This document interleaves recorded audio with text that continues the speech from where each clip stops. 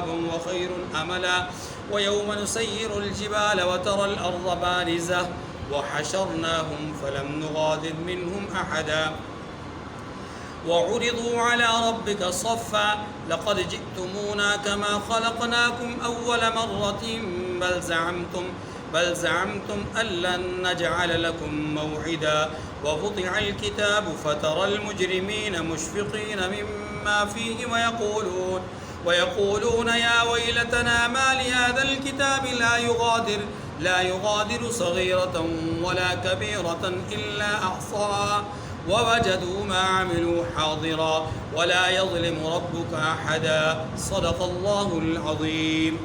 سورۃ الکہف آیت نمبر 45 سے آیت نمبر 49 تک 5 آیات کریمہ آپ کے سامنے تلاوت ہوئی۔ ان آیات کریمہ میں اللہ تبارک و تعالی نے گزشتہ آیات میں جو کہ آیت نمبر 32 سے آیت نمبر 44 تک تھی، ان آیات میں جو ایک اصول اور ضابطہ بیان فرمایا، اسی کے تناظر میں یہاں ایک مثال دے کر بات سمجھائیے۔ وہ اصول، وہ ضابطہ یہ بیان فرمایا تھا کہ اس دنیا کا نظام سارا کا سارا اسباب کے تحت نہیں ہے، بلکہ جہاں اسباب کا عمل دخل ہے، جہاں اللہ نے بہت سارے نتائج مرتب کیے ہیں اسباب کے اوپر، اسی طریقے سے کئی ایسے نتائج بھی ہیں، کئی چیزوں کے ایسے نتائج بھی ہیں کہ جن کو اللہ نے مرتب اسباب پہ نہیں کیا بلکہ اپنی قدرت کاملہ پہ کیا ہے، اپنی قدرت۔ اسی تناظر میں یہاں پر ایک مثال دی گئی ہے کہ دیکھو اس دنیا کے اندر جو اسباب ہیں ان پر کامل طور پہ بھروسہ مت کرو، کیونکہ یہ مادیت پرستی یا اسباب پر توکل اور بھروسہ یہ دجالی فتنہ ہے، اور دجالی فتنے سے پناہ مانگنے کا حکم ہے، دجالی فتنے سے بچنے کا حکم ہے، دجالی فتنے سے دور رہنے کا حکم ہے۔ اسی لیے یہاں مثال دی گئی کہ دنیا کی جو زندگی ہے وہ اسباب کے درجے میں تم اس کو جو سمجھتے ہو، اس پر توکل اور اس پر بھروسہ مت کرنا، اس پر اعتماد نہ کرنا۔ کیوں؟ اس لیے کہ یہ دنیا کی زندگی عارضی ہے، فانی ہے، دائمی اور ابدی نہیں ہے۔ اس کے مقابلے میں آخرت دائمی ہے اور ابدی ہے۔ صرف دنیا ہی نہیں، فرمایا دنیا میں جو تمہاری زندگی ہے یہ زندگی بھی فانی ہے، تمہارے پاس جو مال ہے یہ بھی فانی ہے، تمہاری جو اولاد ہے یہ بھی فانی ہے، تمہارا جو متاع دنیا ہے یہ بھی فانی۔ یہ ساری چیزیں گنوائیں کہ یہ سارا کچھ فانی ہے۔ دائمی کیا ہے؟ اس زندگی کے اندر رہتے ہوئے تم اس زندگی سے کیا چیز دائمی طور پہ لے جا سکتے ہو؟ فرمایا والباقیات الصالحات خیر عند ربک، باقیات الصالحات جو ہیں وہ تمہارے رب کے ہاں اس دنیا کی ہر چیز سے زیادہ بہتر ہے۔ باقیات الصالحات کیا ہیں؟ آیت کریمہ کی روشنی میں نے عرض کروں گا، لیکن اتنی بات سمجھ لیجئے کہ اس پورے رکوع میں اللہ پاک نے ایک مثال دے کر کے ہمیں یہ سمجھایا ہے کہ اس دنیا میں اسباب پر اعتماد اور بھروسہ مت کرنا، یہ عارضی اور فانی ہے، کیونکہ اسباب پر اعتماد اور بھروسہ کرنا یہ دجال اور اس کے پیروکاروں کا کام ہے۔ محمد رسول اللہ یا انبیاء علیہ السلام کو ماننے والے ان کے پیروکار وہ دنیا کی اس زندگی پر بھروسہ اور اعتماد نہیں کرتے۔ جیسے زندگی پر بھروسہ نہیں کرتے، ایسے زندگی کے لیے پیدا کی گئی چیزوں پر بھی بھروسہ نہیں کرتے۔ اس میں مال و متاع، اس میں اولاد، اس میں سامان، اس میں کاروبار، اس میں پھل ثمرات میوے، ہر چیز موجود ہے۔ ٹھیک ہے، دیکھیے فرمایا وَاضْرِبْ لَهُم مَثَلَ الْحَيَاةِ الدُّنْيَا كَمَاءٍ أَنزَلْنَاهُ مِنَ السَّمَاءِ فَاخْتَلَطَ بِهِ نَبَاتُ الْأَرْضِ فَأَصْبَحَ هَشِيمًا تَذْرُوهُ الرِّيَاحُ وَكَانَ اللَّهُ عَلَى كُلِّ شَيْءٍ مُقْتَدِرًا۔ یہ مثال دے کر بات سمجھائی گئی۔ پہلے ترجمہ پڑھ لیں پھر مثال کو سمجھیے گا۔ فرمایا اور ان سے دنیا کی زندگی کی مثال بھی بیان کر دیجئے کہ وہ ایسی ہے جیسے پانی جسے ہم نے آسمان سے برسایا، اس کے ساتھ زمین کی رویدگی مل گئی، یعنی زمین کو رویدگی مل گئی، زمین کو ہریالی مل گئی، پھر وہ چورا چورا ہو گئی۔ پہلے ہریالی ملی، گھاس بھوس نباتات اس میں غذائیں اور اس میں چیزیں اگیں، اگ کر کے پھل آور ہوئیں، پھلی پھولی ثمر آور ہوئیں، پھر ایک وقت آیا کہ وہ خشک ہو گئی، خشک ہو کر کے چورا چورا ہو گئی. یہ مطلب ہے اس جملے کا. یہ مطلب نہیں ہے کہ ایسے رویدگی ہوئی ایسی خشک ہو گئی، لمحوں میں ہریالی آئی اور ساتھ ہی خشکی آ گئی، ایسا نہیں ہے. بلکہ یہ ایک پروسیس ہے پورا کا پورا، زمین کی پیداوار کا ایک پورا پروسیس ہے. اس پورے پروسیس کو بیان کر کے اس کا نتیجہ بیان کر دیا گیا کہ نباتات کو ہم نے پانی سے اگایا، اگ کر کے جب وہ ثمر آور ہوئی، نفع بخش ہوئی، جب وہ لوگوں کے لیے ہریالی کا سامان ہوئی، اب آہستہ آہستہ اس میں ہم نے خشکی پیدا کر دی، اس کو ہم نے خشک بنانا شروع کر دیا. وہ سبزہ خشکی میں مبتلا ہو گیا، پھر وہ خشکی آہستہ آہستہ ٹوٹ پھوٹ کا شکار ہو گئی، یہاں تک کہ وہ چورا چورا بن گئی. جیسا کہ آپ جانتے ہیں گھاس بھوس جتنی بھی چیزیں ہیں یا جو غذائیں ہم کھاتے ہیں کتنی اچھی، کتنی اعلیٰ، کتنی عمدہ ہوتی، لیکن انجام کار ان کا کیا ہوتا ہے؟ ہاں جی ہم خود سمجھتے. اچھا آگے فرمایا کہ فَأَصْبَحَ حَشِيمًا تَذْرُوهُ الرِّيَاحُ، کہ ہوائیں اسے اڑاتی پھرتی ہیں، اس چورے کو، اس خشکے کو، اس بھوسے کو پھر ہوائیں اڑا کر کے دائیں سے بائیں اور ادھر سے ادھر لے کے جاتی ہے.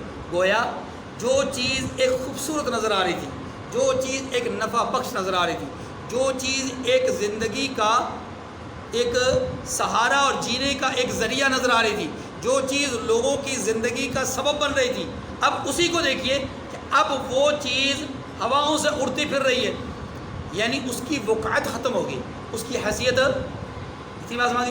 اب آئیے اس مثال کو حقیقتاً سمجھیے.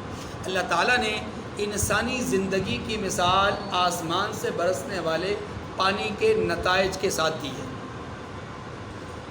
کہ جیسے زمین بنجر ہوتی ہے، آسمان سے پانی برستا ہے، زمین سرسبز ہو جاتی ہے، ہریالی آ جاتی ہے، اس میں نباتات اگتے ہیں، گویا جینے کا ایک سامان پیدا ہو جاتا ہے، امیدیں لگ جاتی ہیں، لمبی لمبی امیدیں لگ جاتی ہیں.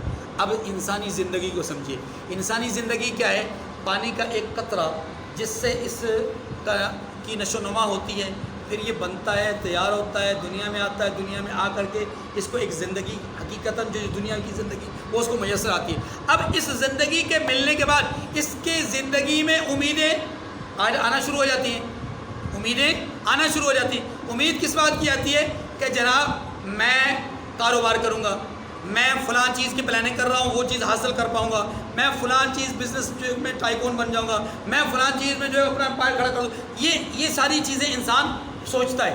پھر میری اولاد میں شادی کروں گا، شادی کرنے کے بعد اولاد کی ایک توقع ہوتی ہے، امید ہوتی ہے، پھر اولاد پیدا ہوتی ہے، اولاد سے بڑی بڑی امیدیں وابستہ کرتا ہے. ہاں جی کاروبار جو شروع کرتا ہے اس کاروبار سے بڑی بڑی توقعات ہوتی ہیں، اس کو میں ایسے پھیلانا ہے، ایسے پھیلانا ہے، اس ملک اس شہر میں بھی کام کرنا ہے، اس شہر میں بھی کام کرنا ہے، اس ملک میں بھی کام کرنا ہے، اس ملک میں بھی کام کرنا ہے، اور اپنی جو فرنچائزز ان کو لینی ہے یا اپنی کمپنی میں بہت سارے لوگوں کو اپنے ساتھ شریک کر کے اپنے سسٹم کو بڑھانا. یہ ایک امید، یہ ایک آس، یہ ایک لگن، اس کا جذبہ بڑھتا جاتا ہے. بالکل اسی طرح جیسے پانی برستا ہے تو سبزہ بڑھتا جاتا ہے. ہاں جی امیدیں، ہریالی، ثمرات اور میوے اور پھل، یہ ساری چیزیں. لیکن پھر ایک وقت آتا ہے کہ ان پر بھی زوال آتا ہے. اے انسان تیری یہ جو زندگی ہے جس میں تو طرح طرح کی امیدیں لگائے بیٹھا ہوا ہے، جس میں طرح طرح کی آسیں لگا کے بیٹھا ہوا ہے، جس میں طرح طرح کی پلاننگ کر رہا ہے، آخر اس کو بھی زوال ہے. اس پر بھروسہ کر کے مت بیٹھنا، اس پر اعتماد کر کے مت بیٹھنا کہ یہی سب کچھ ہے، جیسا کہ کافر سمجھتا ہے کہ یہی دنیا سب کچھ ہے. قرآن پاک نے اس دنیا اور آخرت کے فلسفے کو بہت ساری جگہوں میں بیان کیا ہے. مثلا قرآن کہتا ہے وَمَا الْحَيَاةُ الدُّنْيَا إِلَّا مَتَاعٌ، یہ دنیا کی زندگی سوائے چند روزہ نفع کے اور کچھ نہیں. اعلموا انما الحیات الدنیا لعب ولہو وزینۃ وتفاخر فی الاموال والاولاد. فرمایا کہ یہ جو دنیا کی زندگی ہے یہ زیب و زینت کی، لہو و لعب کی اور تفاخر کی ایک حیثیت ہے کہ اس میں کچھ لوگ فخر کر کے جئیں گے، کچھ لوگ زیب و زینت اختیار کر کے ہی صرف جئیں گے، کچھ لوگ صرف کھیل کود میں اس کو گزار دیں گے. ہاں اصل لوگ کون ہیں؟ سابقوا الی مغفرۃ من ربکم، جو اپنی زندگی میں نیکیوں کے اندر آگے بڑھیں گے وہ اصل لوگ ہیں. یہ دنیا، اس کے اندر جو کچھ ہے یہ سب فانی ہے، یہ سب. اسی لیے قرآن مجید نے یہاں پر کیا بات بتائی کہ اس دنیا میں زندگی کی مثال پانی سے پیدا ہونے والے اثرات اور نتائج اور اس کے ثمرات سے، کہ جیسے وہ ثمرات دائمی نہیں ہیں، نباتات دائمی نہیں ہیں، پھل دائمی نہیں ہیں، ہاں جی چیزیں دائمی نہیں ہیں، زمین کی ہریالی دائمی نہیں ہے، ایسے ہی اے انسان تیری زندگی بھی دائمی. اچھا یہ تو ہو گئی انسان کی اپنی زندگی. پھر انسان کی زندگی سے وابستہ چیزیں، ان کے لیے اگلی بات وَكَانَ اللَّهُ عَلَىٰ كُلِّ شَيْءٍ مُقْتَدِرًا، یہ پچھلی بات کے ساتھ تعلق ہے. فرمایا اللہ تو ہر چیز پر قدرت رکھتا ہے. اب وہ انسان کی زندگی سے وابستہ کیا چیزیں ہیں؟ فرمایا المال والبنون زینت الحیات الدنیا، مال اور بنون یعنی بیٹے تو دنیا کی زندگی کی زینت ہیں. میں اس جملے پہ یقین کریں جب اس کو میں نے پڑھا تو ایسے عجیب سی کیفیت بنی کہ مالک کے عجیب فیصلے ہیں، اس کے کلام کا عجیب ہی ایک انداز ہے. المال والاولاد زینت الحیات الدنیا نہیں کہا، غور کیجیے گا، المال والاولاد زینت الحیات الدنیا نہیں کہا، المال والبنون کہا ہے. پتہ ہے کیوں؟ اس دنیا کا بہت ہی نیک سے نیک آدمی بھی ہو نا، اس کی بھی آس اور امید کس سے ہوتی ہے؟ بیٹوں سے ہوتی ہے. کس سے ہوتی ہے؟ بیٹوں سے. اس کی بھی ایک امید ہوتی ہے، اس کی بھی ایک آس ہوتی ہے. کس سے؟ بیٹوں سے. اچھا پڑھ لکھ جائے گا، اچھا افسر بن جائے گا، اچھا کاروبار کر لے گا، ہاں یہ کچھ بن جائے گا، ہمیں بھی فائدہ دے گا، خود کو بھی فائدہ دے گا. لالچ ہوتا ہے نا ماں باپ کو، ماں باپ کی آس ہوتی ہے، اور ہر باپ سوچتا ہے کہ میرا بیٹا، دنیا میں واحد ایک باپ ہی ہے جو دوسرے کو اپنے سے آگے دیکھنا چاہتا ہے، اور وہ دوسرا کون ہے؟ اس کا اپنا بیٹا. ہر باپ چاہتا ہے کہ میرا بیٹا مجھ سے آگے نکل جائے. بھائی بھائی کے لیے نہیں چاہتا، استاد بھی شاگرد کے لیے اس طرح نہیں چاہتا، لیکن باپ بیٹے کے لیے چاہتا ہے کہ مجھ سے آگے نکل. یہ عمومی ہے، کبھی کوئی نہ چاہے وہ الگ بات ہے. اکثر استاد چاہتے ہیں، لیکن یہ کلی بات نہیں ہے. استاد کے بجائے والد اس مقام پر زیادہ اہمیت کا حامل ہے کہ والد چاہتا ہے کہ میرا بیٹا مجھ سے آگے نکلے. قرآن پاک نے اسی لیے بیٹوں کو ذکر کیا ہے، بیٹیوں کو ذکر نہیں کیا، اولاد کا نام نہیں لیا، کیونکہ انسان کو امید اور آس ہوتی ہے. اس رکوع میں اللہ نے انسان کی آس کو توڑنے کی کوشش کی ہے. تو آسیں دنیا کے ساتھ نہ لگا، اپنی زندگی کے ساتھ بھی نہ لگا، اور اپنی زندگی کو فائدہ پہنچانے والی جو دوسری شخصیت ہے جس کو تم اولاد سمجھتے ہو، اولاد میں بھی بیٹے سمجھتے ہو، ان بیٹوں کو بھی اپنی آس اور امید کا مرکز مت بناؤ. اللہ کی ذات سے امید اور آس لگاؤ. کیوں؟ اس لیے کہ ذرا غور کرو، جس زندگی پر تم اترا رہے ہو یہ زندگی بیکار بھی ہو سکتی ہے. جینے کے باوجود، لمبی عمر ہونے کے باوجود کارآمد نہ ہو. کئی لوگ ایسے نہیں ہیں جو بیچارے 10-10 سال سے فالج زدہ ہیں اور بستر پہ پڑے ہوئے ہیں. کیا کتنے ہی لوگ ایسے نہیں ہیں کہ جن کو باوجود اس کے کہ اللہ نے بہتر صحیح سالم پیدا کیا، لیکن آنے والے وقت میں اللہ نے ان کو کسی نہ کسی مصیبت میں مبتلا کر دیا، پریشان کر دیا. اب وہ زندگی اس طرح گزار رہے ہیں گویا کہ جیسا کہ ایک صحت اور صحیح سالم انسان نہیں ہوتا. ہمارے سامنے چلتی پھرتی ایسی کی مثالیں ہوں گی، ہم اپنے معاشرے میں دیکھ سکتے ہیں. یہ زندگی ہے. اسی زندگی کو بیماری کا روگ لگ جائے، اسی زندگی کو کسی حادثے کا شکار اللہ کر دے، اسی زندگی کو اللہ تبارک و تعالیٰ مفلوج بنا دے، تو یہ زندگی ناپائیدار ہو گئی.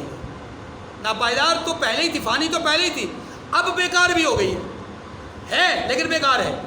پہلے تو صرف فنا تھی نا، کہ جب تک ہے صحیح سالم ہے فنا ہوگی، لیکن اب بتایا کہ ہے بھی 10-10 15-15 سال تک جی بھی رہا ہے لیکن بیکار ہے. بلکہ بعضے تو بیچارے بات تک نہیں کر سکتے، ایک عرصہ دراز سے ان کی زبان بند ہو جاتی ہے، ہاتھ پاؤں حرکت سے مفلوج ہو جاتے ہیں. یہ ہے زندگی. اور پھر اسی کو اگر آپ اولاد کی طرف لے جائیں، اولاد کی حالت یہ ہے کہ یا تو اولاد اس لحاظ سے فانی ہے کہ اللہ اس کو امیدوں تک، آسوں تک پہنچنے سے پہلے ہی اٹھا لے، مار دے. مجھے اور آپ کو تو نہیں پتا، ہمارے پاس تو کوئی گارنٹی نہیں ہے کوئی ہمارے پاس ذریعہ رکاوٹ نہیں ہے کہ ہم روک سکیں اس کی زندگی نہیں. اچھا زندگی ہو لیکن زندگی ہونے کے باوجود وہ ناہنجار نکل آئے. کتنے ہی بیچارے ایسے ہیں جو خون کے آنسو روتے ہیں اس بات پر کہ ایک ہی بیٹا ہے لیکن نافرمان ہے. ایک ہی بیٹا ہے لیکن کسی کام کا نہیں ہے. روتے ہیں, خون کے آنسو روتے ہیں. کئی ایسے ہیں کہ جن کے ساتھ ساتھ 8 بچے ہیں, بیٹے ہیں, لیکن انہیں اپنی اولاد سے, بیٹوں سے کوئی فائدہ نہیں ہے. دینی دنیاوی کوئی فائدہ نظر نہیں آ رہا, وہ بھی رو رہے ہیں. جن کا ایک ہے وہ بھی رو رہے ہیں, جن کے کئی ہیں وہ بھی رو رہے ہیں. چند ایک لوگ دنیا میں ایسے خوش نصیب ہوتے ہیں کہ جن کی اولاد ان کے لیے ان کے دل اور دماغ کے سرور کا, سکون کا, اطمینان کا, راحت کا سامان بنتی ہے. ورنہ عمومی طور پر یہ بے وفا طبقہ ہے. بے وفا اللہ پاک نے اسی لیے فرمایا المال والبنون, جن بیٹوں پر تم بھروسہ کرتے ہو نا, یہ بیٹے تمہارے اپنے نہیں ہو سکتے. یا تو یہ دنیا سے چلے جائیں گے جلدی, یا یہ کہ ان میں اکثریت حال یہ ہے کہ یہ ہو سکتا ہے کہ تمہارے وفادار نہ نکلے. تو پھر کیا کرو گے؟ تمہارا تو بھروسہ ٹوٹ گیا, تمہارا تو اعتماد ٹوٹ گیا, اب روتے پھرو گے. تو اس سے زیادہ بہتر نہیں ہے کہ تم سارا کا سارا بھروسہ, ساری کی ساری امید اور آس کس سے لگاؤ؟ اللہ سے, جس کو زوال نہیں ہے. کل من علیہا فان ویبقى وجہ ربک ذو الجلال والاکرام. ہر ایک کو فنا ہے, زوال ہے, لیکن اس کو زوال اور فنا نہیں ہے. لا سنۃ ولا نوم, نہ تھکاوٹ ہے نہ اونگ ہے. وہ ہر وقت ہر لحظہ الحی القیوم, وہ آپ کا کارساز ہے, اسی پر اعتماد اور بھروسہ. پھر اسی طرح تیسری بات کیا ہے؟ المال, مال پر بھروسہ مت کرو. جس مال کے تناظر میں, جس مال کی وجہ سے تم لوگوں پر غرور اور اطراتے ہو, جیسا کہ پچھلے رکوع میں ہمارے سامنے آیا کہ ایک مالدار غریب کے مقابلے میں اس کو تان و تشریح کیا کر رہا ہے؟ انا اکثر منک مالا واعز نفرا, میرے پاس مال و دولت بھی تم سے زیادہ ہے اور جتھا بھی تم سے زیادہ ہے. اللہ کیا فرماتے ہیں؟ یہ مال و دولت بھی فانی ہے, جس پر تم غرور کر رہے ہو یہ بھی میں نے تم سے چھین لینا ہے. کیا ہمارے سامنے کئی ایسے لوگ نے, ہمارے ہی اپنے ملک کے اندر, کیا ایسے لوگ نہیں ہیں جو ایک دن تخت پہ بیٹھے ہوتے ہیں, اگلے دن وہ تختہ ادار پہ ہوتے ہیں؟ کیا آپ نے اپنے ملک کی وہ کہانی نہیں دیکھی کہ ایک آدمی فضا میں اڑ رہا ہے اور زمین پہ بیٹھے ہوئے آدمی نے اس کے لیے کیا کر دیا؟ فیصلہ کر دیا کہ جناب اب ادھر سے ادھر نہیں, ادھر سے ادھر جانا ہے. اور پھر جو آدمی دنیا میں غراتا تھا, جو آدمی دنیا میں اتراتا تھا, انا ولا غیری کے نعرے لگاتا تھا اور مکے بنا بنا کر لوگوں کو دکھاتا تھا, اللہ نے کیسے تڑپا تڑپا کے مارا ہے. صاحب یہ اللہ کی شان, اللہ کی قدرت. اللہ فرماتے ہیں یہ چیزیں ناپائیدار ہیں. پائیدار چیز کیا ہے؟ آگے آ رہا ہے المال والبنون زینت الحیات الدنیا. یہ مال, یہ بیٹے تو دنیا کی زندگی کی زینت ہے, یعنی رونق ہے, یہ رونق کا سبب ہے, یہ کائنات عالم کا نظام ہے. ہاں یہ نہیں انسان اللہ سے مال نہ مانگے, انسان اللہ سے اولاد نہ مانگے, یہ نہیں ہے. یہ اللہ کا فضل ہے, اللہ سے اس کا فضل مانگنا. یا اللہ مال دے فضل کی صورت میں, اولاد دے فضل کی صورت میں. فضل کیا ہے؟ فضل یہ کہ انسان کی زندگی اس طرح گزر رہی ہو کہ وہ خود بھی خوش ہو, اس کا مالک بھی خوش ہو. انسان کی زندگی ایسے گزر رہی ہو کہ خود بھی خوش ہو, مطمئن ہو, اور اس کا مالک بھی اس سے خوش ہو. یہ فضل ہے. اسی لیے یبتغون فضلا من اللہ ورضوانا, صحابہ کرام کے بارے میں آتا ہے کہ وہ اللہ کا فضل اور اس کی رضا تلاش کرتے تھے. اس کا فضل اور اس کی رضا, یعنی زندگی ایسے جینا چاہتے تھے کہ خود بھی مطمئن ہو, مالک بھی خوش ہو, مالک بھی. اور رضوانہ آخرت کے اعتبار سے, دائمی زندگی کے اعتبار سے ان کا مالک خوش ہو. مالک خوش ہوگا تو وہ خوش ہی خوش ہے. آخرت میں مالک خوش ہو گیا تو وہ خوش ہی خوش ہے. اللہ اکبر.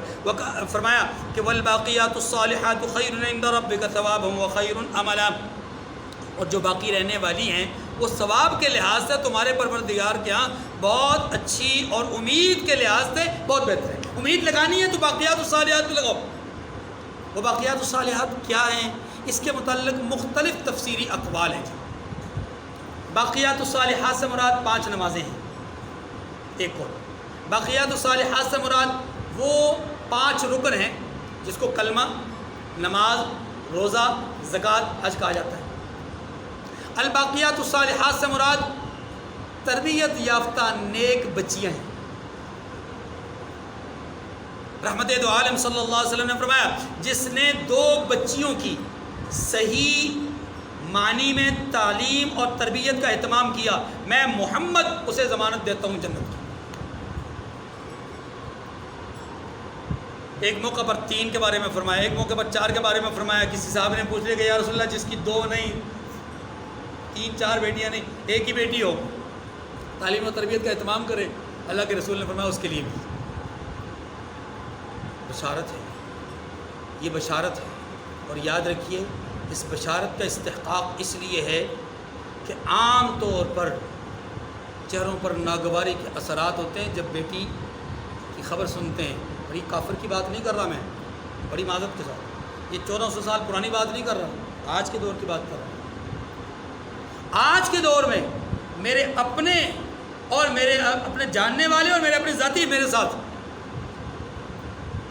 میرے ایک عزیز ہیں، بہت قریبی ہیں، چونکہ ریکارڈنگ ہو رہی ہے تو اس لیے میں نام نہیں لیتا، بہت قریبی ہیں، سعودیہ میں ہوتے تھے۔ میری جب پہلی بیٹی ہوئی تو مجھے انہوں نے کال کی اور کہنے لگے کہ قاری صاحب پریشان نہیں ہونا، غمگین نہیں ہونا۔ ہاں جی، میں نے کہا کیا ہو گیا، خیریت ہے؟ خیریت ہے، کیا ہو گیا؟ کہتے ہیں چلیں کوئی بات نہیں ہے، بیٹی بھی اللہ کی طرف سے ہی ہے۔ اب جب انہوں نے یہ کہا، اچھا پہلے میں سمجھا کچھ اور، کوئی اور ہو گیا، کچھ واقعہ ہو گیا، جب انہوں نے بیٹی کا نام لیا نا تو مجھے غصہ آ گیا، اور میں نے پھر ان کو اپنے مخصوص اسٹائل سے ان کو کہا کہ آپ کی ماں آپ کی نانا نانی کے ہاں پہلی اولاد تھی، پہلی اولاد آپ کی ماں تھی، وہ لڑکی تھی، لڑکا نہیں تھا۔ پھر آپ کے والدین کے ہاں جو پہلی اولاد ہوئی وہ بھی لڑکی ہوئی، کیوں نہیں گلا گھونٹ دیا تھا ان کو؟ کہنے لگے نہیں آپ غصے ہو گئے۔ میں نے کہا غصہ ہونے کی بات ہے، اس لیے کہ مجھے تو یہ تصور آپ پیدا کرنے کی کوشش کر رہے ہیں کہ میں بیٹی پر ناراض ہو جاؤں، یہ تو اللہ کی رحمت ہے بھائی۔ مجھے وہ حدیث، میں نے پھر ان کو حدیث سنائی، میں نے کہا مجھے تو وہ حدیث سامنے آتی ہے کہ اللہ کے نبی صلی اللہ علیہ وسلم نے فرمایا کہ جس عورت کی پہلی اولاد بچی ہو وہ عورت برکت والی ہے۔ اور آپ مجھے عجیب و غریب قسم کے تانے سنا رہے ہیں، اور انہوں نے معذرت کی۔ میرا مقصد یہ کہ آج کا معاشرہ ہے، ہم اس معاشرے میں جی رہے ہیں جو مسلم معاشرہ ہے، جو اللہ کے رسول کا نام لینے والا ہے، یہاں پر بھی بیٹی کا نام سن کر کے کیا ہوتا ہے، تکلیف ہوتی ہے۔ تو والباقیات الصالحات اس سے مراد نیک تربیت یافتہ بیٹیاں ہیں، یہ آپ کے لیے۔ اور یہ اس لیے آپ کہیں گے بیٹے کیوں نہیں، یہ دیکھیے بیٹے مرنے کے بعد بیٹوں کی پہلی نگاہ کس پر ہوتی ہے، کس پر ہوتی ہے جی، ایمانداری سے بتائیے، مال پر۔ بیٹی 100 میں سے 5 ہوں گی جن کی نگاہ مال پر ہوگی، ورنہ 95 وہ ہوں گی جن کی نگاہ اس وقت اس بات پر ہوگی کہ سر سے سایہ اٹھ گیا۔ جس ذات کے شفقت پانے کے لیے میں اس گھر میں آیا کرتی تھی، اس ذات کا سایہ اٹھ گیا۔ بیٹی روتی ہے دل سے، بیٹا بھی روتا ہے دل سے، لیکن اس کے رونے کے ساتھ ساتھ اس کی ایک آس اور اس کی نگاہ اور اس کی توجہ کسی اور چیز پر بھی ہوتی ہے۔ یہ ہم لفظوں میں اس کا 100% انکار کر دیں، لیکن حقیقت یہی ہے، حقیقت کا انکار نہیں کر سکتے۔ اگر حقیقت کا انکار ہے تو پھر باپ کے مرنے کے بعد اس کی وراثت کو بھائی کیوں تقسیم کرتے ہیں، بہنوں کو کیوں نہیں فوراً دیتے؟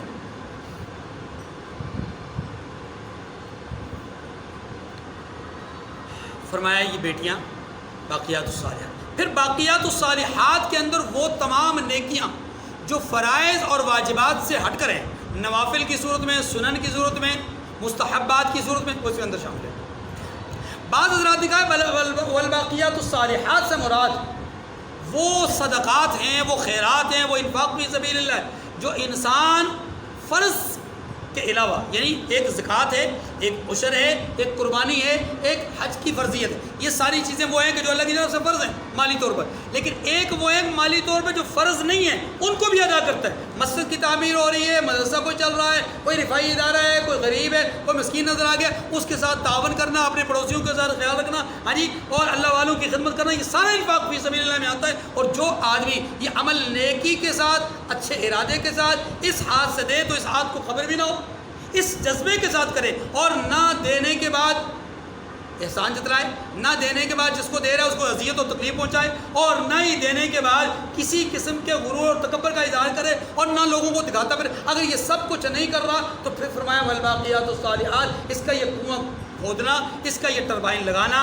اس کا یہ فلٹر پلان لگانا، اس کا یہ جو ہے ادارہ بنانا، اس کا مسجد بنانا اور مدرسہ بنانا، اور اس کے رفائی کام جتنے کے سارے کے سارے اس کے لیے کیا ہیں؟ والباقیات الصالحات. یہ دنیا سے چلا جائے گا، اس کے یہ خیر کے کام چلتے رہیں گے، اس کے یہ خیر کے کام.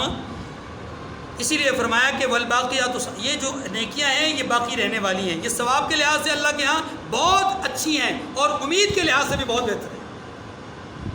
آگے فرمایا وَيَوْمَ نُسَيِّرُ الْجِبَالَ وَتَرَى الْأَرْضَ بَارِزَةً وَحَشَرْنَا. اب یہ یہاں تک تو تھا دنیا کا معاملہ، اب آخرت کا معاملہ بیان کیا جا رہا ہے کہ دیکھو اس دنیا پر آس مت لگاؤ، ایک دن ایسا آنے والا ہے کہ جس دن یہ دنیا ختم ہو جائے گی، مال ختم، بیٹے ختم، سب کچھ ختم. اب رہنا کیا ہے واقعی؟ سورہ کہف کی آیت نمبر 47 سے آیت نمبر 59 تک ابھی آپ کے سامنے تلاوت ہوئی ہے. اس سے پہلے آیت نمبر 45 سے آیت نمبر 47 تک کچھ بات گزشتہ نشست میں ہوئی تھی. آخری جو بات چل رہی تھی وہ یہ تھی کہ وہ یوم نسیر الجبال وتری الارض بارزہ، قیامت کا نقشہ اللہ پاک نے کھینچا کہ ہم قیامت کے دن پہاڑوں کو چلائیں گے اور زمین کو بالکل چٹیل صاف میدان بنا دیں گے. یہ بڑی بدیہی سی بات ہے، بڑی صاف سی بات ہے کہ یہ پہاڑ جو ہمیں اپنی اونچائی اور اپنی کبریائی بڑائی کی وجہ سے اتنے بڑے بڑے نظر آتے ہیں، ہاں جی، کہ ان کو سر کرنا مشکل ہے. وہاں پر آپ یہ بھی سمجھیے کہ اللہ کی قدرت کا یہ مظہر ہیں، ان کی وجہ سے اللہ نے زمین کو ڈولنے سے بچایا ہے. اب یہ ایک طور پہ ایک طرح کا سبب ہے، لیکن اللہ اسباب کے بغیر اس کائنات کو چلانا جانتے ہیں. یہی بات اس آیت کریمہ میں بھی سمجھائی گئی ہے کہ جس چیز کو تم سبب سمجھتے ہو زمین کے رکنے کا، ٹھہرنے کا، وہی چیز ہم قیامت کے دن اڑا دیں گے. وہ چیز کیا ہو جائے گی؟ وَتَكُونُ الْجِبَالُ كَالْعِهْنِ الْمَنْفُوشِ. جو دھنی ہوئی روئی ہوتی ہے نا، ایک روئی وہ ہوتی ہے جو جمی ہوئی ہوتی ہے، نہیں وہ جس کو جو ہے وہ دھن دیا جاتا ہے اور بالکل نرم ملائم ہو جاتی ہے اور وہ ہوا سے اڑنے لگے. فرمایا ایسے روئی کے گالوں کی مانند وہ پہاڑ کیا کریں گے؟ اڑیں گے. یہ جب اڑ جائیں گے تو ہم کیا سمجھ سکتے ہیں؟ اب زمین کا کیا حال ہوگا؟ اللہ فرماتے ہیں زمین کو ہم چٹیل صاف میدان بنا دیں. گویا زمین اب بھی نہیں ڈولے گی، لیکن اب اللہ اپنی قدرت سے اس کو روکے رکھے. جیسے آسمان اللہ نے اپنی قدرت سے روکے رکھا ہوا ہے، کوئی سبب نہیں اس کے رکنے کا. کوئی آدمی یہ نہیں کہہ سکتا اس وجہ سے آسمان رکا ہوا ہے، کوئی سبب نہیں ہے. اللہ کی قسم کوئی سبب نہیں. کیا ہے؟ اللہ کا حکم ہے، اللہ کے حکم سے رکا ہوا ہے. یہ چاند، یہ سورج اللہ کے حکم سے رواں ہے، اور جس دن اللہ کا حکم ہوگا کہ یہ سورج ادھر کے بجائے ادھر سے، یعنی مشرق کے بجائے مغرب سے طلوع ہو تو وہ ہو جائے گا. اس کے اندر اتنی طاقت نہیں کہ وہ لمحے بھر کا توقف کرے. یہ چاند، یہ سورج اپنے مدار میں چل رہے ہیں اور ذرہ برابر ان میں کمی بیشی آگا پیچھا نہیں ہو سکتا. لَلشَّمْسُ يَنبَغِي لَهَا أَن تُدْرِكَ الْقَمَرَ. قرآن پاک نے بڑی واضح طور پہ کہا ہے وَلَلَّيْلُ سَابِقُ النَّهَارِ. یہ اللہ پاک کا ایک نظام ہے. چلیے، تو وَيَوْمَ نُسَيِّرُ الْجِبَالَ وَتَرَى الْأَرْضَ بَارِزَةً، اور جس دن ہم پہاڑوں کو چلائیں گے اور تم زمین کو صاف دیکھو گے. وَحَشَرْنَاهُمْ، اور ان کو ہم جمع کر لیں گے. تو فَلَمْ نُغَادِرْ مِنْهُمْ أَحَدًا، ان میں سے کسی کو بھی نہیں چھوڑیں گے. دنیا کے اندر ہم دیکھتے ہیں کہ اس نظام میں لوگ اگنور کر دیے جاتے ہیں، درگزر کر دیا جاتا ہے، چھوڑ دیا جاتا ہے. درگزر سے مراد یہ معاف نہیں، مطلب یہ ہے کہ ان کو پکڑنے کے بجائے دوسروں کو پکڑا جاتا ہے، ان کو چھوڑ دیا جاتا ہے، اپنی چاہت کے لوگوں کو، اپنے من پسند لوگوں کو چھوڑ دیا جاتا ہے، اور جو انتقامی کارروائی کرنی ہوتی ہے وہ کر لیجیے۔ اللہ فرماتے ہیں میں انتقامی کارروائی نہیں کرتا۔ ان اللہ لا یظلم مثقال ذرہ، ذرہ برابر بھی ظلم نہیں کرتا۔ جسے پکڑنا ہے انصاف کے ساتھ پکڑنا ہے، اور جسے چھوڑنا ہے فضل کے ساتھ چھوڑنا ہے، انصاف کے ساتھ نہیں۔ چھوڑنے میں انصاف نہیں، پکڑنے میں انصاف ہے، چھوڑنے میں فضل ہے۔ اسی لیے حدیث میں آتا ہے کہ اللہ سے جب بھی مانگو اس کا فضل مانگو، اس سے کبھی انصاف نہ مانگو، کیونکہ اس نے اگر انصاف کر لیا تو ہم میں سے تو کوئی نہیں رہے گا۔ وَعُرِضُوا عَلَىٰ رَبِّكَ صَفًّا، اب جب یہ چھوڑے نہیں جائیں گے، سب کو جمع کر دیا جائے گا، اللہ پاک فرماتے ہیں تو سب تمہارے پروردگار کے سامنے صف باندھ کر لائے جائیں گے۔ معنی یہ کہ حکم دیا جائے گا، سور پھونکا جائے گا، اس آواز کے پیچھے پیچھے دوڑے چلے جائیں گے اور یوں آ کر کے کھڑے ہو جائیں گے۔ یہ معنی ہے لائے جانے کا، یہ معنی ہے لائے۔ اچھا، قیامت کی نشانیوں میں سے ایک نشانی یہ بھی بتلائی گئی ہے، صحیح حدیث میں آتا ہے کہ دنیا کے 3 اطراف سے آگ کا شعلہ بلند ہوگا، یعنی بہت اونچی قسم کی آگ، بہت شدید قسم کی آگ 3 کونوں سے، 3 اطراف سے بھڑکے گی، اور یہ آگ صرف بھڑکے گی نہیں بلکہ یہ آگ چلے گی، آگے بڑھتی جائے گی۔ جیسے جنگل میں ہوتا ہے نا، آگ یہاں لگی تو لمحے بھر میں وہ ایک جگہ سے دوسری جگہ، تو یہ بڑھکے گی اور آگے کو بڑھے گی۔ جیسے جیسے یہ آگے انسانوں کی طرف بڑھے گی، انسان اس کے آگے آگے دوڑیں گے، اور یہی آگ 3 اطراف سے دوڑاتے دوڑاتے دوڑاتے دوڑاتے انسانوں کو میدان محشر میں، یعنی میدان عرفات کی طرف پہنچا دے گی۔ اللہ اکبر۔ یہ ابھی نفخ سور ثانی اور نفخ سور اول کے سے پہلے کی بات ہے کہ لوگ کھچے چلے جائیں گے ادھر۔ بل اچھا آگے فرمایا لقد جئتمونا کما خلقناکم اول مرہ، یہاں اللہ پاک نے بڑی اس سے پہلے والی بات سے بھی زیادہ بڑی بات فرمایا جس طرح ہم نے تمہیں پہلی بار پیدا کیا تھا اسی طرح آج تم ہمارے سامنے آئے۔ معنی یہ ہے کہ اے انسانوں، یعنی وہ وقت بھی آ جائے گا کہ جب ہم کہیں گے کہ اے انسانوں اب تم ہمارے سامنے اس حالت میں آ گئے جس حالت میں تمہیں پہلی بار پیدا، کیا مطلب؟ بغیر لباس، بغیر لباس اب تم ہمارے سامنے آؤ۔ صحیح حدیث میں آتا ہے کہ قیامت کے دن تمام کے تمام انسان، مومن، کافر، نبی، غیر نبی، سارے بغیر لباس کے اٹھائے جائیں گے۔ اما جی عائشہ رضی اللہ تعالیٰ عنہ نے فوراً سوال کیا، اور میں اکثر یہ بات کہا کرتا ہوں، صحابہ کرام رضوان اللہ علیہم اجمعین یا ازواج مطہرات یا بنات رسول یا جن حضرات نے، جن اہل ایمان نے حضور سے صلی اللہ علیہ وسلم سے سوال کیا نا کبھی کسی موقع پر، وہ انہوں نے نہیں کیا، اللہ نے کروایا ہے۔ کیوں کروایا ہے؟ لوگوں کو دین سمجھانے کے لیے، دین بتانے کے لیے۔ اب جب یہ حدیث سامنے آ گئی تو بہت سارے شکوک و شبہات پیدا ہو سکتے تھے، تو سیدہ عائشہ رضی اللہ تعالیٰ عنہ کی زبان سے اللہ نے سوال کروا دیا۔ عرض کی کہ محبوب، جب سارے لوگ مرد عورتیں بے لباس ہوں گے تو کیا ایک دوسرے پر نگاہ نہیں پڑے گی؟ اللہ کے رسول صلی اللہ علیہ وسلم نے اس وقت کی جو انتہائی پریشان کن حالت ہے نا، اس کی طرف اشارہ فرمایا، عائشہ اس وقت ہر انسان اپنے غم اور پریشانی میں ڈوبا ہوگا، کوئی کسی کی طرف نگاہ نہیں ڈال سکے گا، کوئی کسی کی نگاہ کسی پر پڑے گی نہیں، ہر ایک نفسہ نفسی کے عالم میں ہوگا۔ معنی یہ کہ کوئی کسی کو نہیں دیکھ سکے گا، اور یہ ہوتا ہے، یہ ہوتا ہے۔ میں نے اپنی آنکھوں سے وہ منظر دیکھا کہ جب جس ادارے میں مطلب صبح کے ٹائم پہ جاب کرتا ہوں، وہاں پر جب 8 اکتوبر کا زلزلہ آیا تو زلزلے کی شدت کو دیکھ کر کے میں نے اپنی آنکھوں سے دیکھا ہے کہ طلباء تو طلباء تھے، بچے تو بچے تھے، لیکن جو بڑے حضرات تھے، اساتذہ اور انتظامیہ اور وزیر، کئی ایسے لوگ تھے کہ جو بھاگتے ہوئے ایک دوسرے کے اوپر گر رہے تھے، اور کئی وہ تھے کہ جن کے جوتے نکلے ہوئے تھے، کلاس میں بیٹھے ہوئے تھے، رمضان تھا، جوتے نکال کے بیٹھے ہوئے تھے، ہاں جی، تو وہ اسی حالت میں جوتے پہنے بغیر، دائیں بائیں دیکھے بغیر نکل گئے۔ مجھے وہ منظر نہیں بھولتا کہ جب ایک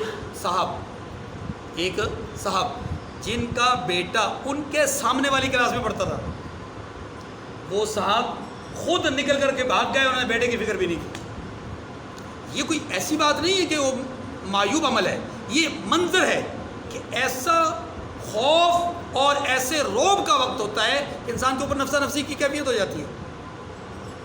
جن علاقوں میں حادثات اور اموات زیادہ ہوئی ہیں وہاں پر کیا ایسے واقعات نہیں پیش آئے کہ 2 لوگ 3 لوگ گھر پہ تھے، ایک فرد نکل گیا جلدی سے اور باقی 1-2 لوگ اندر ہی تھے، مکان گر گئے۔ بعض احباب سوئے ہوئے تھے اور جو جاگ رہے تھے وہ سونے والوں کو اتنا لمحہ بھی توقف نہیں کر سکے کہ کھڑے ہو کر ان کو روک دیں، آپ نے اٹھا دیں، خود بھاگ گئے۔ ایسے واقعات ہوئے۔ کئی بچے اموات کا شکار ہوئے ہیں کیونکہ بڑے باہر نکل گئے اور بچے اندر ہی تھے۔ تو یہ نفسا نفسی کی معمولی جھٹکا ہے۔ کیا ہے؟ معمولی جھٹکا۔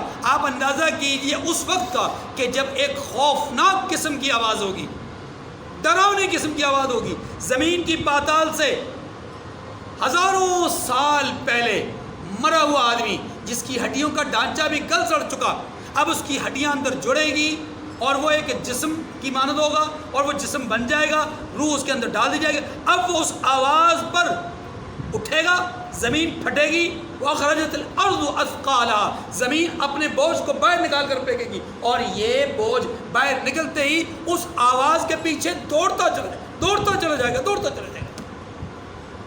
تو آپ کیا سمجھتے ہیں کہ جس آدمی کے اوپر یہ حالت ہو، جس آدمی کے اوپر یہ کیفیت ہو کہ وہ ایک ڈراؤنی آواز کے لیے زمین پھٹ کر کے باہر نکل رہا ہے، تو کیا وہ دوسروں کو دیکھے گا؟ کیا اس کی نگاہیں دوسرے کے اوپر پڑیں گی؟ نہیں، وہ تو نفسا نفسی کے عالم میں ہوگا۔ اسی لیے سیدہ نے جب سوال کیا تو آقا صلی اللہ علیہ وسلم نے فرمایا کہ عائشہ، اس وقت لوگوں کے اوپر خوف اور خشیت کا عالم یہ ہوگا کہ نفسا نفسی کا عالم، کوئی کسی کو نہیں دیکھے گا۔ اور پھر صحیح حدیث میں آتا ہے کہ سب سے پہلے قیامت کے دن اللہ ذوالجلال کی طرف سے جو لباس عطا کیا جائے گا وہ سیدنا حضرت ابراہیم علیہ السلام کو دیا جائے گا، پھر رسول خدا صلی اللہ علیہ وسلم کو دیا جائے گا۔ ایک اور روایت میں پہلے حضور کا آتا ہے، پھر ابراہیم علیہ السلام کا آتا ہے، لیکن زیادہ جو مستند روایت ہے وہ یہ ہے کہ ابراہیم علیہ السلام کو پہلے اور رسول علیہ وسلم کو۔ چلیے جی، لقد جئتمونا کما خلقناکم اول مرہ، جس طرح ہم نے تمہیں پہلی بار پیدا کیا تھا آج تم اسی حالت میں ہمارے سامنے آ گئے۔ بل زعمتم ان لن نجعل لکم موعدا، لیکن تم نے تو یہ خیال کر رکھا تھا کہ ہم نے تمہارے لیے کوئی وقت مقرر ہی نہیں کیا۔ یہ اللہ تبارک و تعالیٰ اس وقت ان کو گویا، یہ جو جملہ ہوتا ہے نا، یہ جملہ تکلیف دینے کے لیے ہوتا ہے۔ جب آپ سمجھتے ہیں کہ معاشرے کے اندر بھی جب کسی سے کوئی غلطی ہو جاتی ہے تو آپ اس وقت اس کی غلطی کا احساس دلانے کے لیے کہتے ہیں میں نے تمہیں نہیں کہا تھا، اور تم اس وقت کیا کہہ رہے تھے؟ جی یہ تو ہو ہی نہیں سکتا، ہو گیا نا۔ اب وہ اس کا سر شرم سے جھکا ہوتا ہے۔ یہی کیفیت یہاں پر ہے کہ مجرمین کو کہا جائے گا کہ تم تو اس دن کا یقین ہی نہیں کرتے تھے۔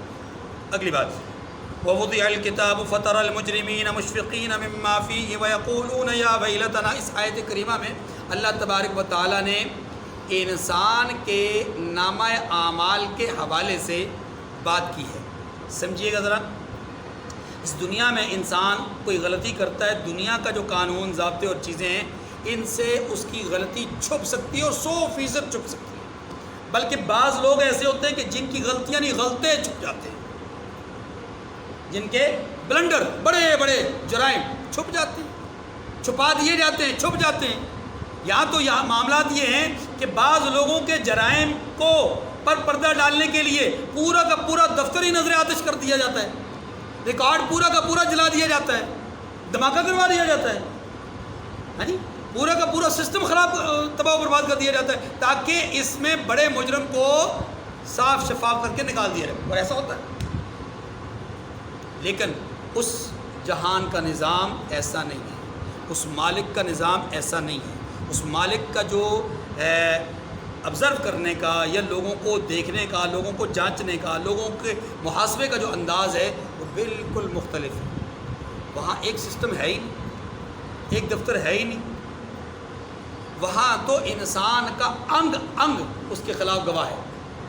وَيَوْمَ نَحْشُرُ الْمُجْرِمِينَ يَوْمَئِذٍ زُرْقًا، اور يَوْمَ يُحْشَرُ أَعْدَاءُ اللَّهِ إِلَى النَّارِ فَهُمْ يُوزَعُونَ الْيَوْمَ نَخْتِمُ عَلَىٰ أَفْوَاهِهِمْ وَتُكَلِّمُنَا أَيْدِيهِمْ، یہ ساری آیات کریمہ بتلاتی ہیں انسان کا وجود گواہی دے گا کہ مجھ سے یہ جرم ہوا ہے، وقت گواہی دے گا، زمین گواہی دے گی، اور انسان کے دائیں اور بائیں موجود فرشتے گواہی دیں گے، دفتر اعمال جس میں اعمال نامہ لکھا ہوا ہے وہ گواہی دے گا، اور رسول خدا صلی اللہ علیہ وسلم گواہی دیں گے، اور فرشتے گواہ ہوں گے، اور پھر اللہ ذوالجلال خود فرماتے ہیں کہ ہم خود ان پر گواہ ہوں گے۔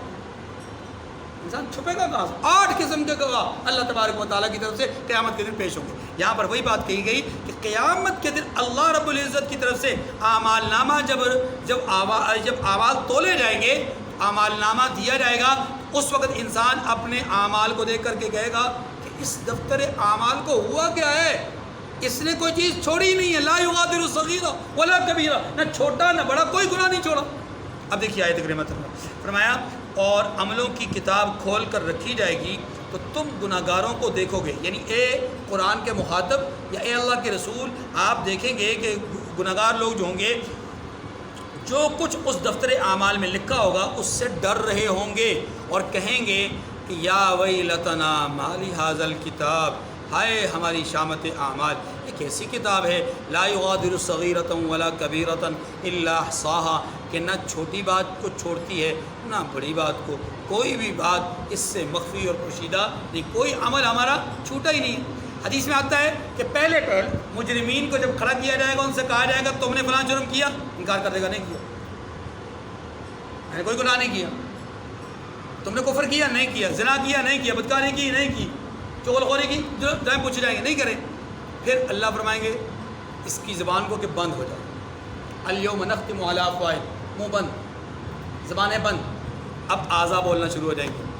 جن ہاتھوں سے چوری کی وہ ہاتھ کہیں گے کہ میرے ذریعے سے چوری ہوئی۔ اب یہ جب دیکھے گا یہ انسان اپنے دوسرے اعضاء کو بولتا ہوا دیکھے گا تو پھر زبان ان اعضاء سے بولے گی، زبان ان اعضاء سے گفتگو کرتے ہوئے بولے گی تمہیں کیا ہو گیا، تم تو دنیا میں بولتے نہیں تھے، یہاں تمہیں جو ہے وہ بڑا مطلب بولنا شروع ہو گئے۔ وہ جواب دیں گے اللہ نے ہمیں بولنے کی طاقت دی ہے جس نے کل تمہیں بولنے کی طاقت دی۔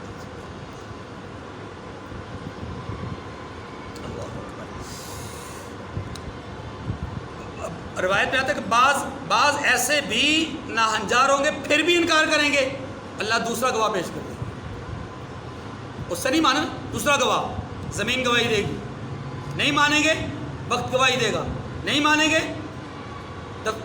جو دائیں بائیں فرشتے ہیں وہ گواہی دیں گے، پھر دفتر اعمال اللہ پاک فرماتے ہیں کس گواہ سے بچو گے؟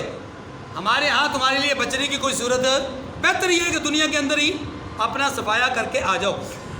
وَوَجَدُوا مَا عَمِلُوا حَاضِرًا، مگر اسے اور جو عمل کیا ہوں گے سب کو حاضر پائیں گے۔ وَلَا يَظْلِمُ رَبُّكَ أَحَدًا، اللہ بار بار کہتے ہیں کہ تمہارا پروردگار کسی پر ظلم نہیں کرتا۔ یہ بات یہاں پر ختم ہو گئی اور یہاں تک یہ بات سمجھائی گئی ہے کہ اپنے مال پر، اپنی جان پر، اپنے بیٹوں پر اعتماد اور بھروسہ کر کے زندگی کا انحصار ان پر نہ کرنا، بلکہ کوشش کرنا کہ یہ جو تمہارے پاس کچھ لمحے کی زندگی ہے اس زندگی کو تم آخرت کے لیے قیمتی بناؤ۔ اصل بات یہاں پر اس میں اب اگلے جو 2 رکوع ہیں نا مختصر سے، ان دونوں رکوعوں میں اللہ تبارک و تعالیٰ نے اسی بات کو ایک اور انداز میں سمجھایا، بلکہ 2 انداز۔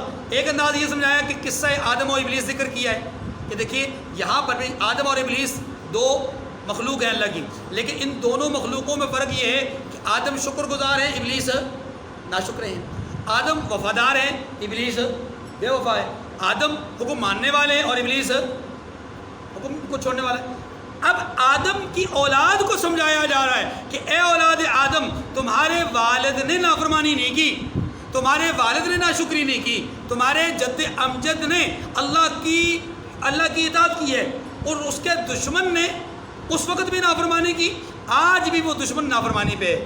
تو اے اولاد آدم، تم اپنے دشمن کا ساتھ نہیں دینا، اپنے جد امجد کے راستے پہ چلنا. بس یہ ہے خلاصہ پہلے رکوع کا. اور دوسرے رکوع میں کیا سمجھایا گیا کہ قرآن پر چلیں، جب وہ دوسرا رکوع آئے گا پھر بات کریں گے. وَإِذْ قُلْنَا لِلْمَلَائِكَةِ اسْجُدُوا لِآدَمَ فَسَجَدُوا إِلَّا إِبْلِيسَ، اور جب ہم نے فرشتوں کو حکم دیا کہ آدم کو سجدہ کرو تو سب نے سجدہ کیا مگر ابلیس نے سجدہ نہیں کیا. یہ بات پہلے تفصیلاً سورہ اعراف میں، سورہ بقرہ میں یہ آ چکی ہے کہ آدم اور ابلیس کا جو جھگڑا اور اختلاف ہے وہ سارا. کان من الجن ففسق عن امر ربی. لوگ پوچھتے ہیں کہ جی کیا ابلیس فرشتہ تھا؟ اللہ پاک نے واضح طور پہ فرمایا کہ وہ فرشتہ نہیں تھا. کان من الجن، وہ جنات میں سے تھا. ففسق عن امر ربی، تو اپنے پروردگار کے حکم سے وہ باہر ہو گئے، نافرمانی کر دی اس نے.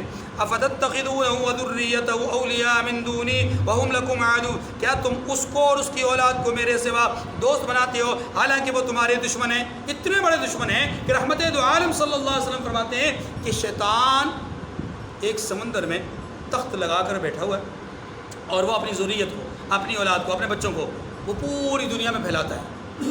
جاؤ کوئی نماز پڑھنے والا ہے اس کا راستہ روکو، جاؤ کوئی اللہ کے نام میں خرچ کرنے کے لیے تیار ہے اس کا راستہ روکو، اس کے دل میں وسوسے ڈالو.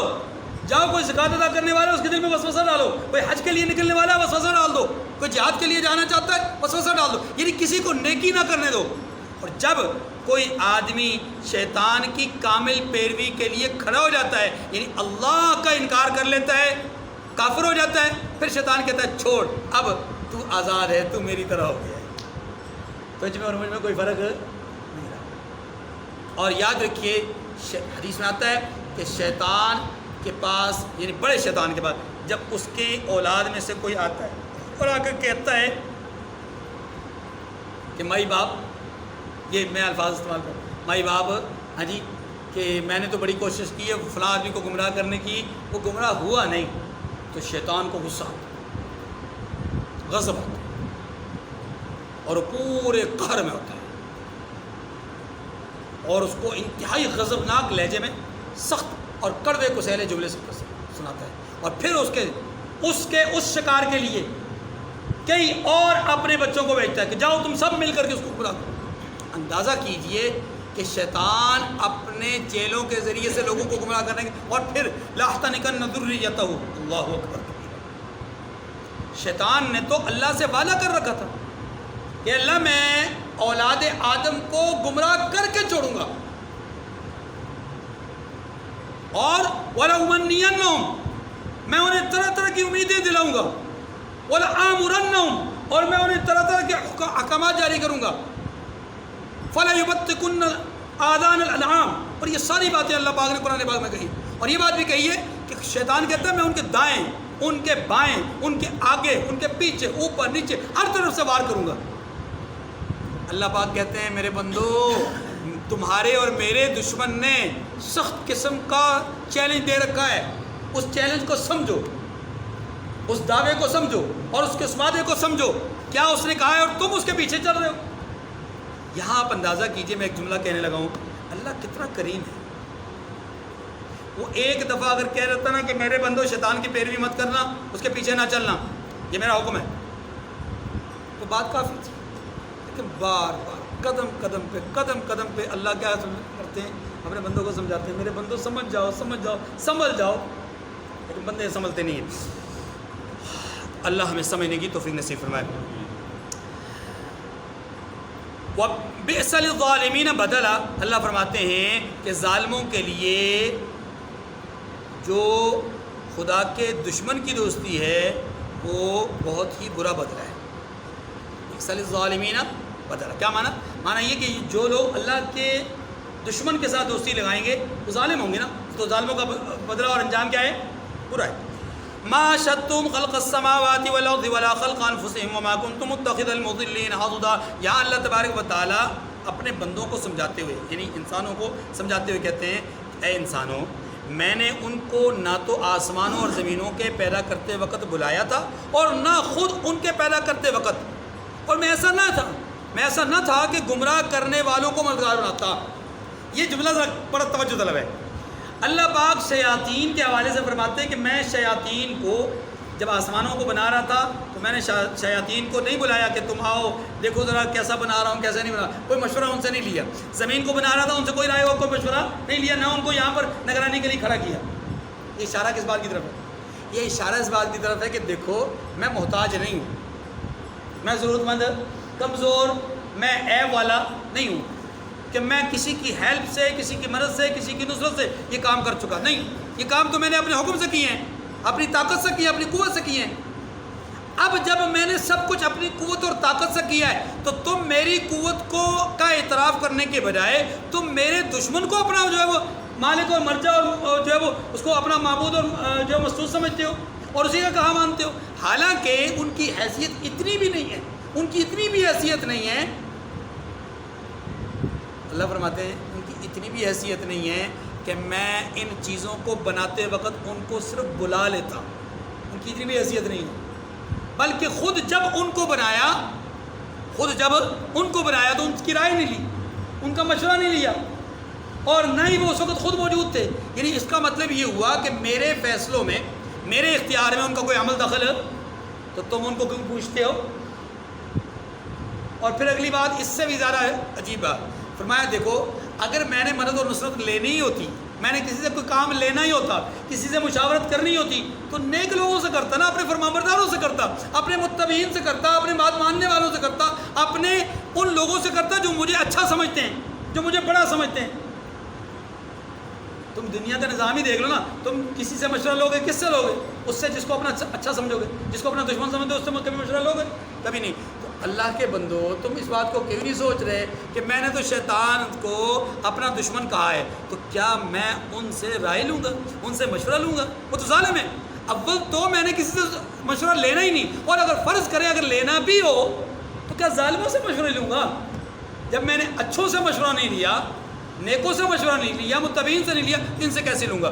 وَيَوْمَ يَقُولُ نَادُوا شُرَكَائِيَ الَّذِينَ زَعَمْتُمْ فَدَعَوْهُمْ فَلَمْ يَسْتَجِيبُوا لَهُمْ وَجَعَلْنَا بَيْنَهُمْ مَوْبِقًا. اور جس دن اللہ فرمائے گا کہ میرے شریکوں کو جن کی نسبت تم گمان رکھتے تھے کہ وہ معبود ہیں، مسجود ہے، الہ ہے، ہاں جی بلاؤ، تو وہ ان کو بلائیں گے مگر وہ ان کو کچھ جواب نہ دیں گے اور ہم ان کے بیچ میں ایک ہلاکت کی جگہ بنا دیں گے. یہ آیت کریمہ اس کا بڑا وسیع، بڑا دلچسپ اور بڑا ہی بہترین جو تفصیل اور مکالمہ ہے وہ اللہ تعالیٰ نے سورہ ابراہیم میں ذکر کیا ہے. وقال الشیطان لما قضی ان اللہ وعدکم وعد الحق ووعدتکم، وہ لمبا چوڑا مکالمہ ہے. اور 24ویں پارے میں اللہ نے اس کو ذکر کیا ہے. کیا ہے کہ مجرمین، 8ویں پارے میں بھی اس کو ذکر کیا ہے، مجرمین ان کے بارے میں جن کو وہ اپنا معبود سمجھتے تھے رب کی دربار میں جا کر کے کہیں گے. اور 22ویں پارے میں بھی کہا ہے وقالوا ربنا آتہم ضعفین من العذاب ولعنہم لعنا کبیرا، اے اللہ ان کو دوہرا عذاب دے، انہوں نے یہ خود بھی گمراہ ہوئے ہمیں بھی گمراہ کیا.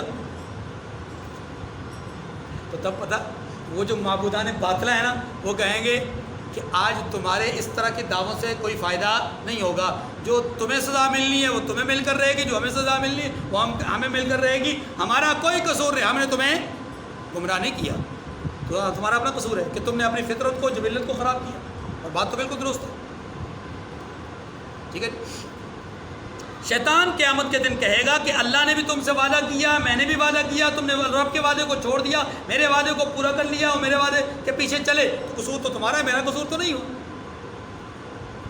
یہاں پر بھی اسی بات کی طرف اشارہ ہے کہ قیامت کے دن یہ عبادت کرنے والے مشرک لوگ اپنے معبودان باطل کو، اپنے ان معبودان الہ کو اور جھوٹے خداؤں کو بلائیں گے، اپنی طرف سے بلانے کی کوشش کریں گے کہ ہمارے لیے کچھ عذاب میں تخفیف کروا دیجئے، اگر کچھ کروا سکتے ہو تو ہمارے لیے عذاب میں تخفیف کروا دیجئے. سورہ الف لام سجدہ میں اس بات کا ذکر ہے.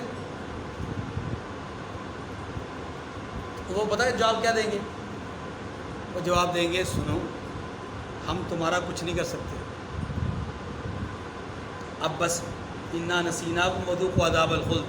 اللہ فرماتے ہیں ہم ان کو بھی بھول گئے، اب ان سے کہا جائے گا کہ اب جہنم کے عذاب کو ہمیشہ ہمیشہ کے لیے چکھتے رہو اور اس میں ہمیشہ ہمیشہ کے لیے جلتے رہو.